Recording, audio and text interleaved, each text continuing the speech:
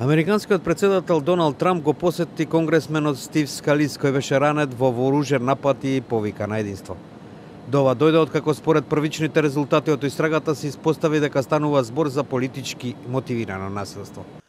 Напаѓачот кој стрелал во Стив Скалис, трет по ранг републиканец во представничкиот дом на Конгресот, како и врз неколку други кои тренирале бейсбол во близина на Вашингтон, според наводите имал долга историја на нетрпеливост према републиканците. 66-годишниот Джеймс Ходжкинсон, кој е убиен во престрелка со полицијата, бил член на групата Прекинете републиканската партија. Тој исто така бил доброволец во изборниот тим на демократскиот председателски кандидат Берни Сандерс во минатата година. Сандерс изјави дека му се лоши од ваквиот одвратен акт, наведувајќи дека насилство од секаков вид е неприфатливо за американското општество.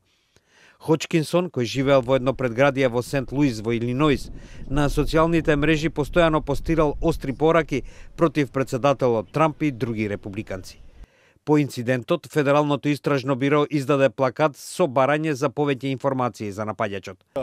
Одговорниот за истрагата, агентот Тимоти Слейтер, изјави: While the subject is deceased, we continue to actively investigate the shooter's motives, acquaintances, and whereabouts that led to today's incident.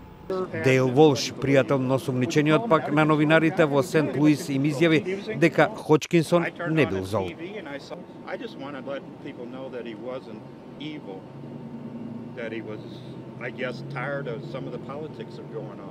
Доналд Трамп и првата дама Меланија поминале половина час со Скалис во болницата во Вирџинија.